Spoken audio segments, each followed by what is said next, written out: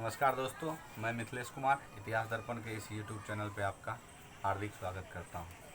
पिछले वीडियो में हम लोगों ने गौतम बुद्ध के बारे में, उनके जीवनी के बारे में चर्चा किया था।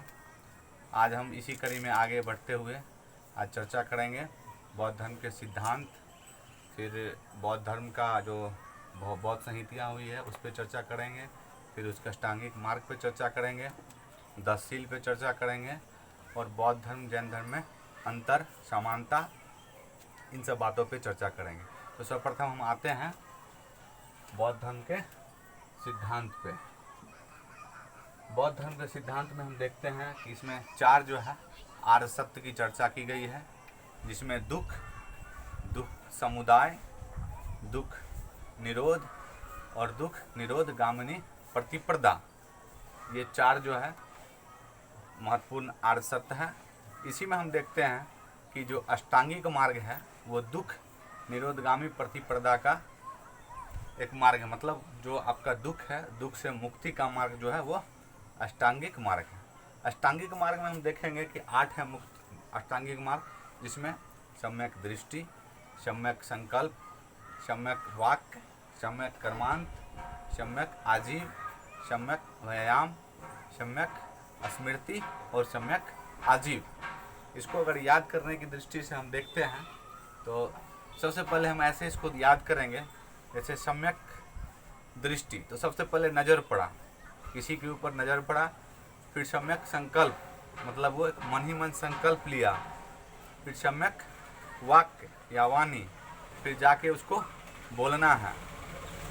तो सबसे पहले संकल्प लिया, फिर उसको जाके बोला, बोलने के बाद उसका स्वागत किया गया, पिटाई किया गया, तो उसका हो गया सम्यक कर्मांत। फिर जब उसको मार लगी, मतलब पिटाई हुआ, तो वो आजीव हो गया, मतलब एक तरह से वो निस्तब्ध हो गया। आजीव के बाद फिर जब उठा, होश आया तो उठा, तो फिर व्यायाम किया। व्यायाम करने के बाद फिर उसको एकाएक याद आया तो उसको थोड़ा सा लज्जा हुई, तो वो समाधि में लीन हो गया। इस तरह से हम इसको याद करेंगे अष्टांगिक मार्ग को। हम आते हैं उसके आगे। जो बौद्ध धर्म के नैतिक जीवन का जो आधार था वह 10 सील पे आधारित था। तो 10 सील में हम देखते हैं कि जो पार्श्वनाथ द्वारा जो हम देखते हैं कि 4 जो है दिया गया था इसमें, जैसे सत्य, अहिंसा, औस्त्य, अपरिग्रह। तो इसमें हम देखते हैं गौतम बुद्ध में इसमें जो 4 है, ब्रह्मचर्य लगा के 5 हो गया, और 5 और इसमें और जुड़ जाता है बौद्ध धर्म में, जो कि आप देखते हैं कि सत्य, अहिंसा, औस्त्य, अपरिग्रह और ब्रह्मचर्य। इसके आगे हम देखते हैं असमय भोजन न करना, फिर मन में व्यभिचार न लाना, फिर मद्य निषेध यानी मद्य सेवन न करना, फिर आरामदायक जो बिस्तर है उसका त्याग करना। फिर आगे उसके आगे देखते हैं 10वां नृत्य संगीत एवं आभूषणों का भी परित्याग करना।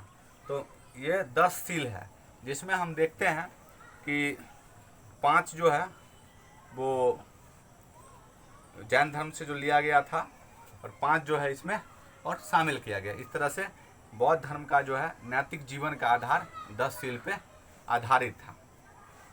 अब हम बात करेंगे बौद्ध संघ पे।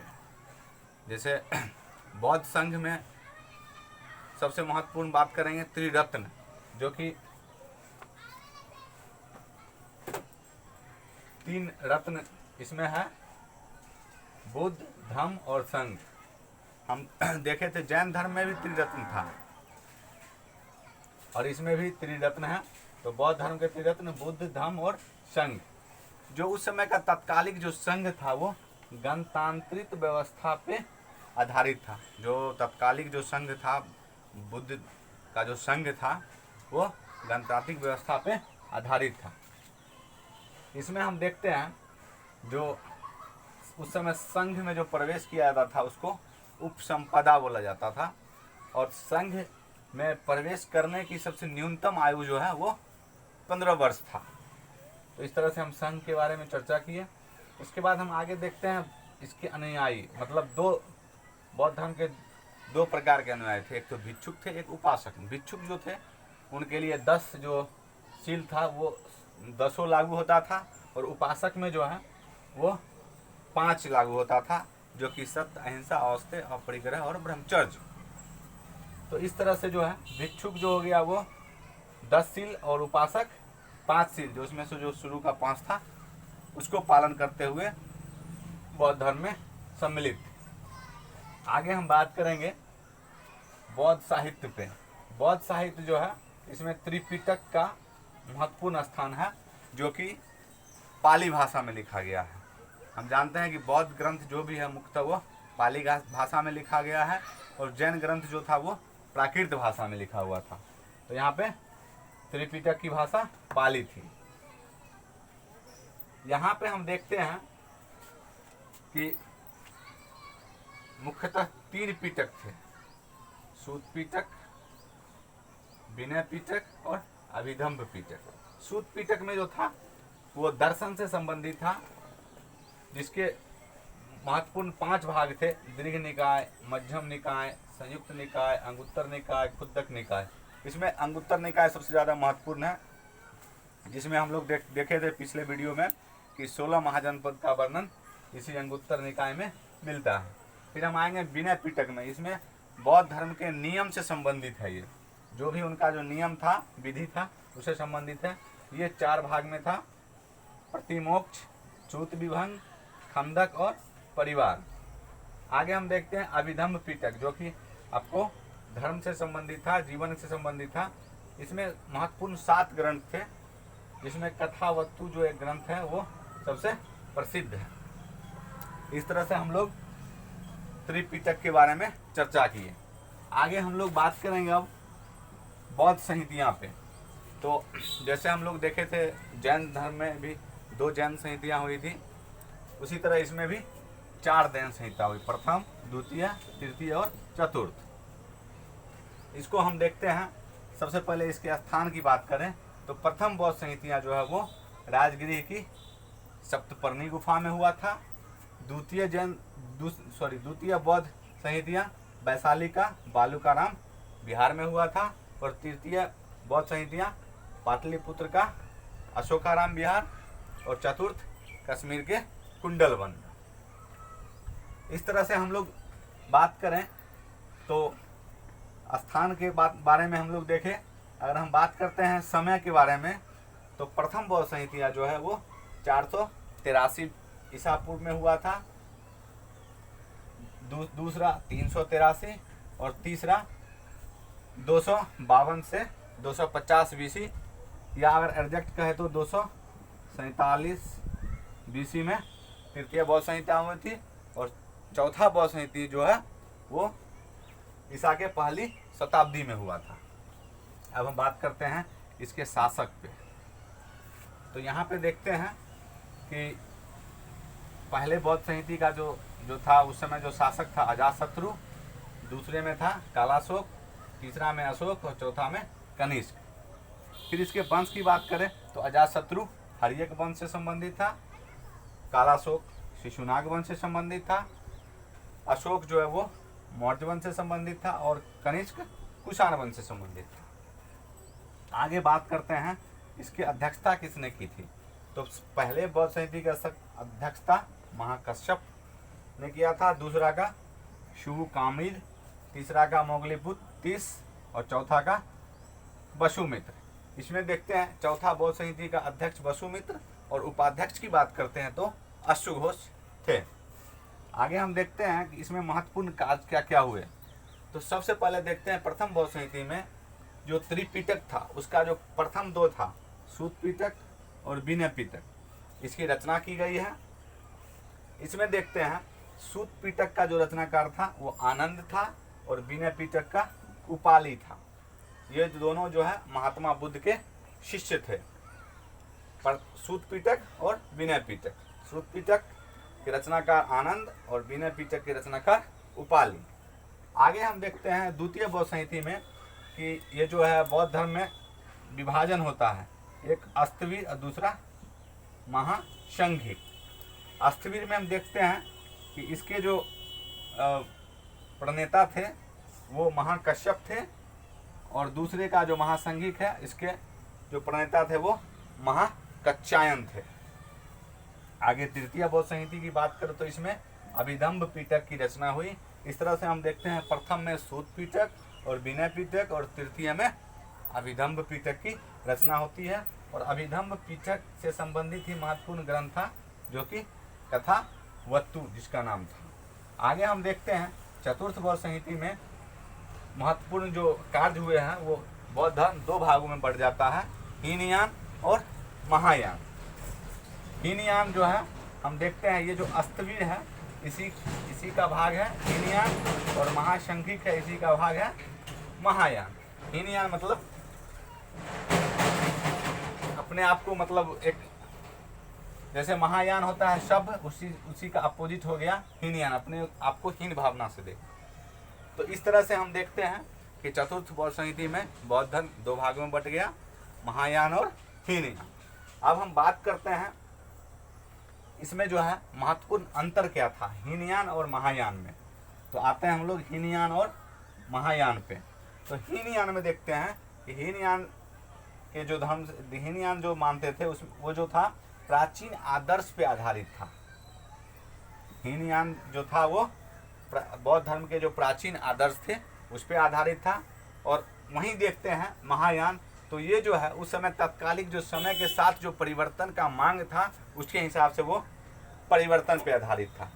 वहीं पे देखते हैं हीनयान में महात्मा बुद्ध को महापुरुष बोला गया है, और महायान में इनको देवता तुल्य बोला गया है। आगे देखते हैं तो हीनयान के लोग जो थे वो मूर्ति पूजक नहीं थे, मतलब मूर्ति पूजा नहीं करते थे। लेकिन वहीं पे देखते हैं कि महायान के लोग मूर्ति पूजक थे, और सर्वप्रथम बुद्ध की मूर्ति का जो पूजा जो है इसी समय होता है। और सबसे पहले ऐसा मतलब माना जाता है कि प्रथम मूर्ति जिसकी पूजा हुई थी वो महात्मा बुद्ध का मूर्ति था, जो कि सबसे पहले अगर बात किया जाए तो मथुरा कला में बना था। अगर आपसे क्वेश्चन पूछा जाए कि प्रथम पूजनीय मूर्ति जिसका पूजा किया जाता था तो वो मूर्ति पूजा का प्रमाण तो वो महात्मा बुद्ध है। और अगर पूछा जाए किस कला में प्रथम मूर्ति का निर्माण किया गया था वो है मथुरा कला। वहीं पे अगर आपसे पूछा जाए कि सर्वाधिक मूर्ति का निर्माण किस कला में हुआ तो वो गांधार कला में हुआ है। प्रथम में अगर पूछा जाए तो मथुरा कला, और सर्वाधिक मूर्ति का निर्माण पूछा जाए तो वो गांधार कला में हुआ। आगे हम देखते हैं कि हीनयान में मांस खाना और तीर्थ यात्रा, मांस खाना तो वर्जित था ही, तीर्थ यात्रा का कोई महत्व नहीं था। लेकिन यहाँ पे देखते हैं कि मांस पे यहाँ पे जो है वो प्रतिबंध नहीं लगाया गया था। महायान में लोग अपने इच्छानुसार खा भी सकते थे। और वहीं पे अगर तीर्थ की बात करें तो यहाँ पे 4 तीर्थ का वर्णन मिलता है, जो कि सबसे महत्वपूर्ण है 4 तीर्थ। वह है आपका लुम्बिनी, बोधगया, सारनाथ और कुशीनगर। ये सब जो है वो महात्मा बुद्ध से संबंधित है। जैसे कि हम देखते हैं लुम्बिनी में इनका जन्म हुआ, बोधगया में ज्ञान की प्राप्ति हुई, सारनाथ में प्रथम उपदेश दिए, और कुशीनगर में इनकी मृत्यु हुई। इस तरह से ये 4 तीर्थ जो है वो महायान में महत्वपूर्ण था। आगे हम देखते हैं हीनयान में जो है इनके जो भी ग्रंथ है उनकी भाषा जो थी या उपदेश की भाषा जो थी वो पाली था। वहीं पे महायान में देखते हैं थोड़ा सा संशोधित होकर के महायान में जो है भाषा संस्कृत हो गया है। और हीनयान का प्रसिद्ध अगर ग्रंथ की बात किया जाए तो विशुद्ध मग्ग, जिसके लेखक जो है बुद्ध घोष है। वहीं पे संस्कृत की बात किया जाए तो इसमें ललित विस्तार है, जिसके आधार पे अर्नाल्ड महोदय ने एक पुस्तक द लाइट ऑफ एशिया लिखा है, जिसमें महात्मा बुद्ध को एशिया का ज्योतिपुंज कहा गया है। तो यहाँ पे देखते हैं कि ललित विस्तार से ही एक पुस्तक का इससे मतलब अवलोकन करके एक पुस्तक है the light of Asia, Arnold महोदय द्वारा लिखा गया है, जिसमें महात्मा बुद्ध के जीवनी का वर्णन है। इसी में उनको एशिया का ज्योतिपुंज कहा गया है। आगे हम देखते हैं तो महायान का जो है प्रचार प्रसार दक्षिण भारत, श्रीलंका और बर्मा इत्यादि देशों में किया गया, इत्यादि क्षेत्रों में किया गया। वहीं पे अगर महायान की बात करें तो उत्तर भारत, उसके बाद फिर देखते हैं जापान, चीन और तिब्बत इत्यादि जगहों पे महायान का प्रचार प्रसार हुआ। आगे हम लोग देखते हैं कि अगर हम देखते जैसे बात करते हैं कि बौद्ध धर्म और जैन धर्म, यहाँ तो बात हुई हीनयान और महायान में, लेकिन यहाँ पे बात करते हैं जैन धर्म और बौद्ध धर्म में। तो यहाँ पे देखते हैं जैन धर्म में आत्मा जैन धर्म में आत्मा की मान्यता है, लेकिन वहीं पे बौद्ध धर्म में बात करें तो आत्मा के संबंध में बौद्ध धर्म गौण है, मतलब आत्मा को मान्यता देता है या नहीं देता है, इसके संबंध में बौद्ध धर्म गौण हो जाता है। फिर यहाँ पे देखते हैं कि यहाँ पे अहिंसा पे बल दिया गया, मतलब यहाँ पे एकदम जीव हत्या जो है एकदम वर्जित है, अहिंसा जो है एकदम से वर्जित है, लेकिन यहाँ पे जो है व्यवहारिक सीमा तक है। जैसे देखते हैं जहाँ पे ज़रूरत होता है, जैसे मान लीजिए लोग किसान जो है खेती करते हैं, हल चलाते हैं, तो वहाँ पे स्वाभाविक है कि कीट पतंग बहुत सारे हैं तो जीव हत्या होगी ही होगी, लेकिन यहाँ पे फसलों को उपजाने के लिए जीव हत्या आवश्यक हो जाता है। तो ये बौद्ध धर्म जो है इसकी मान्यता देता है, मतलब जहाँ पे व्यवहारिक हो जाता है तो वहाँ पे अहिंसा हो सकता है, लेकिन यहाँ पे जैन धर्म में जो है वो एक चींटी को भी आप नहीं मार सकते हैं, वहाँ पे भी वो वर्जित है। फिर आगे हम देखते हैं कि यहाँ निर्वाण की जो प्राप्ति होती है, निर्वाण की प्राप्ति वो कठोर तपस्या के फलस्वरूप होता है। यहाँ पे जो है निर्वाण की प्राप्ति, जैसे हम देखते हैं महावीर जो है उनको 12 वर्ष की कठोर तपस्या के बाद उनको ज्ञान की प्राप्ति हुई थी। और यहाँ पे आगे देखते हैं यहाँ पे जो है निर्वाण जो होता है, जैसे मोक्ष की प्राप्ति जो है वो कठोर तपस्या के फलस्वरूप होता है जैन धर्म में। वहीं पे देखते हैं अगर बौद्ध धर्म की बात करें तो बौद्ध धर्म में निर्वाण प्राप्ति का जो मार्ग है वो मध्यम मार्ग है, मध्यम मार्ग पे चल के लोग निर्वाण की प्राप्ति कर सकता है। वहीं पे आगे देखते हैं कि यहाँ पे गृहस्थों के लिए निर्वाण की प्राप्ति असंभव है। हम देखते हैं कि गृहस्थ जीवन जीते हुए लोग जो है जैसे अहिंसा का पालन पूर्णतः नहीं कर सकते हैं, तो उस तरह से उसे निर्वाण की प्राप्ति जो है वो उसके लिए असंभव हो जाता है। लेकिन अगर बौद्ध धर्म की बात करें तो बौद्ध धर्म में अष्टांगिक मार्ग, जिसके ऊपर हम लोगों ने चर्चा किया था, अष्टांगिक मार्ग का अवलोकन कर उसका उपयोग कर उसके सिद्धांत पे चल के निर्वाण की प्राप्ति संभव है। आगे इसके अगर स्वरूप की बात करें, जैन धर्म के स्वरूप की बात करें तो जैन धर्म के स्वरूप सुधारवादी था, और वहीं बौद्ध धर्म की बात करें तो बौद्ध धर्म का स्वरूप क्रांतिवादी था। बौद्ध धर्म का स्वरूप क्रांतिवादी था। तो इस तरह से हम लोगों ने देखा दोनों में अंतर, जैसे दोनों में कुछ समानताएं भी हैं। जैसे दोनों जो है वो अनिश्वरवाद में विश्वास रखते हैं, मतलब ईश्वर में उनकी मान्यता नहीं है। दोनों जो है ब्राह्मण धर्म के बाद ही दोनों धर्म का, जैन धर्म और बौद्ध धर्म का विकास हुआ है, और धार्मिक कर्मकांड जो है ब्राह्मण धर्म की अपेक्षा इसमें कम था, और उपदेश की भाषा भी दोनों धर्मों में जनसाधारण की भाषा था, जैसे पाली और प्राकृत। तो इस तरह से बहुत समानताएं भी है जैन धर्म बौद्ध धर्म में, और बहुत विभिन्नताएं भी है। अब हम बात करते हैं कि अगर बौद्ध धर्म जैसे है, बौद्ध धर्म का पतन क्यों हुआ, तो बहुत सारे कारण हैं, जिसमें महत्वपूर्ण कारण हम देखते हैं स्त्रियों का संघ में प्रवेश, दूसरा बख्तियार खिलजी का आक्रमण, तीसरा विलासिता व्यभिचार, और चौथा ब्राह्मण धर्म में सुधार। स्त्रियों का संघ में प्रवेश से तात्पर्य यह है कि शुरू में जब बौद्ध संघ का निर्माण किया गया था तो उस समय स्त्रियों का प्रवेश वर्जित था, लेकिन महात्मा बुद्ध का जो प्रिय शिष्य था आनंद, उसके कहने पे स्त्रियों को बौद्ध संघ में प्रवेश दिया गया। तो उसी समय महात्मा बुद्ध ने आनंद से कहा था कि अब जो है जब बौद्ध धर्म में अगर स्त्रियों की प्रवेश नहीं होता तो बौद्ध धर्म हजारों वर्ष तक चलता, लेकिन बौद्ध धर्म में स्त्रियों की प्रवेश हो गया है तो बौद्ध धर्म जो है वो 500 वर्षों तक चलेगा। तो इस तरह से देखते हैं एक महत्वपूर्ण कारण हो गया इसके पतन का। दूसरा देखते हैं बख्तियार खिलजी। बख्तियार खिलजी ने नालंदा विश्वविद्यालय और तक्षशिला विश्वविद्यालय, ये जो बौद्ध धर्म से का महत्वपूर्ण शिक्षा का केंद्र था, इसको ध्वस्त कर दिया। इस तरह से बौद्ध धर्म का पतन में एक ये भी सहायक सिद्ध हुआ। इसके आगे देखते हैं विलासिता और व्यभिचार। जब बौद्ध धर्म में स्त्रियों का प्रवेश शुरू हो गया तो उसमें जो है बौद्ध धर्म के लोगों में विलासिता और व्यभिचार का जो है वो बोलबाला हो गया, और जब ये जो कुरीतियाँ जब आगे इसका जब वर्चस्व किसी भी समाज में होगा तो वो समाज का पतन सुनिश्चित है। तो उसी तरह से इस धर्म का भी पतन में व्यभिचार और विलासिता जो है वो महत्वपूर्ण सहायक सिद्ध हुआ। आगे हम देखते हैं ब्राह्मण धर्म में सुधार। हम देखते हैं उत्तर वैदिक काल में जो वैदिक ब्राह्मण धर्म में वैदिक कर्म कांड बहुत सारा जो है उसमें बहुत जटिलता आ गया था। तो इस जटिलता से उबरने के लिए लोग जो है वो बौद्ध धर्म और जैन धर्म की ओर आकर्षित हुए थे और नया धर्म का उत्थान हुआ था।